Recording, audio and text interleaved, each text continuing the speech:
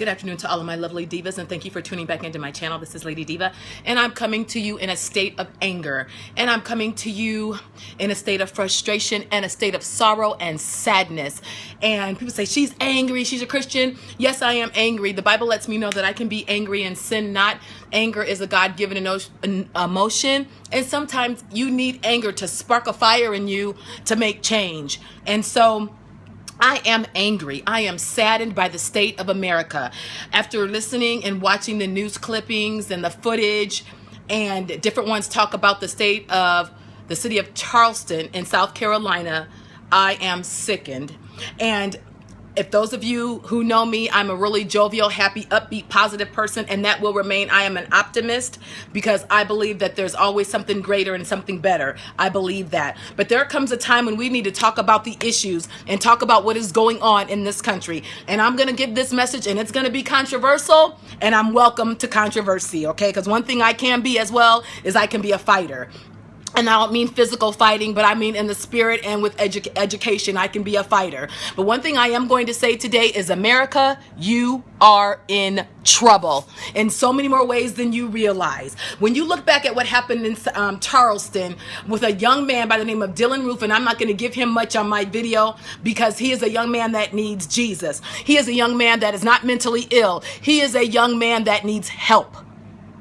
And one thing I'm going to say is that walked and sat into a church, into a prayer meeting, into a Bible study for almost an hour right next to the pastor, and then opened fire and killed 9 innocent people, injuring 1 more, and then fleeing the scene.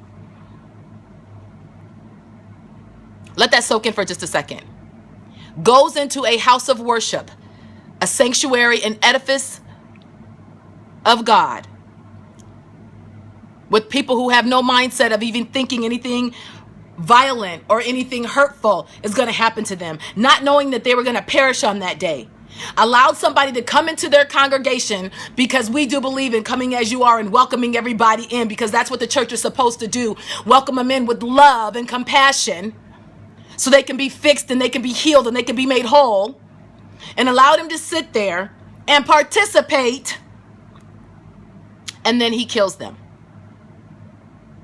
And you want to talk to me about justice and insanity and help for him? Give it to somebody else. Now, if you guys watched my video back when I did Baltimore, I still have some of the same feelings and the same sentiments that I had in that video. But let me just tell you about this situation right here. This Charleston, South Carolina situation right here. A shift happened in America with this situation.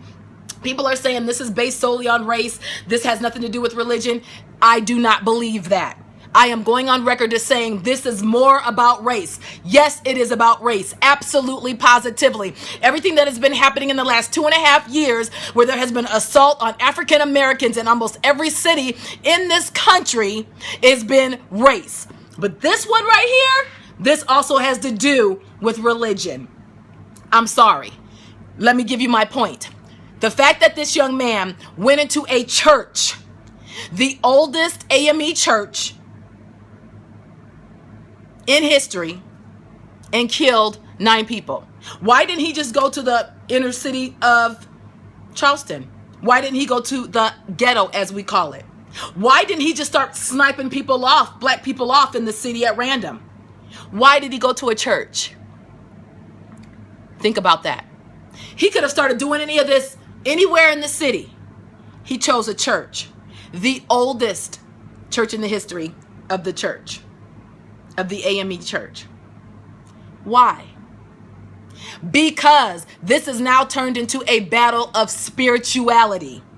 Everybody knows that African Americans, most of the African Americans, I'll put it that way, are Christians, believe in God, have a state of religion, whatever you want to call it. Spirituality, faith, hope, whatever. But that is what our people is based on. When you look at the history of this country, based on back even from the Underground Railroad, a lot of the songs and the spiritual hymns that they sang were actually codes and clues to get through the Underground Railroad. The first Bible that African Americans were allowed to read by the white man, mind you, in the South, mind you, was the Holy Bible. So we cannot sit here and say that this particular situation was based on just race. And from what I understand, this young man was a part of a white supremacist group that is supposed to be forming all over the country in little segments and this, that, and the other, that's supposed to take out black people. If you look at the basis and the history of white supremacy, they base their beliefs on the Bible. As twisted as they all are, they base them on the Bible. So, which concludes my argument of this is more than just race. This is also a religious situation, which makes it spiritual, which is why those of us who believe in God, and I'm a Christian and I will stand on that and I will fight for that and I am not ashamed of that, we need to pray. Spiritual. We need to pray. In the natural, there are things that need to be done in America to change this. Now, this young man was brought in calm with a bulletproof vest on him to ensure his safety. But yet let an African American do something. You want to beat up teenagers at a pool party, break a little girl's jaw, and all these other different things you want to do. But you want to bring in somebody who has admitted what he has done, admitted he was a part of a white supremacist group, admitted that he does not like black people, and you want to bring him in safely. Explain that one, America.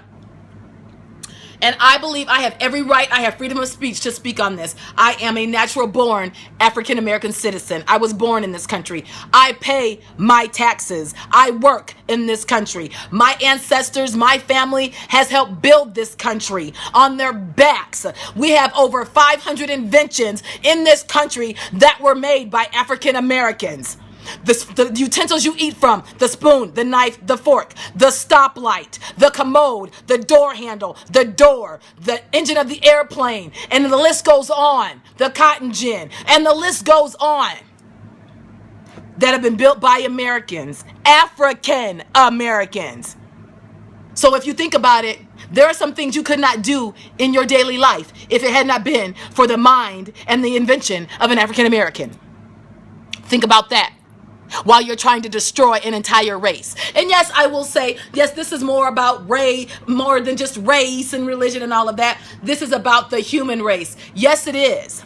But when you have the media blowing up this young man like he's some type of mentally ill, this and that and the third, no, not this time. You have the media that is trying to ignite and spark racial tensions so they can start an all-out all-out race war. So martial law can come back into existence. I've heard all types of things, and all of it is just ridiculous and crazy. Those of us that really are seeing what is going on, we need to be praying. We need to be uniting, and we need to be loving one another. And you guys might think I'm crazy when I say this, but that young man needs love. He needs love. He needs help. And the young man that posted that one post on his Facebook page, I applaud you for that. Because I have to be here and sit here and say, I don't know if I could have done that. But I applaud you. Because if anything can pierce the heart of hate and anger and delusion, it is love. And the last point I'm going to make today, America, is this. While you're so busy trying to fight against one another, while you're so busy trying to destroy a race that you are scared of, you have foreigners out there who are looking at the vulnerability of this country and are going to strike. Mark my words. You have China. You have North Korea. You have Russia. You have Iran, Iraq, and Syria, just to name a few, that are looking at us laughing because they are waiting for the first opportunity they can to knock us off our throne. Wake up, America. Get it together. And stop the race war, the religious war in this country. And you better fight the war that's on the outside of the other realm, or you are not going to survive. And I can tell you, for me, Psalm 27:1, the Lord is my light and my salvation. Whom shall I fear? The Lord is the strength of my life. Of whom shall I be afraid? And that is nobody. I will not live in fear in America. God bless you all. This is Lady Diva. Leave your comments in the comment section. No hate, please. Because this video was not done in hate. I'll catch you guys on my next video. Peace and grace.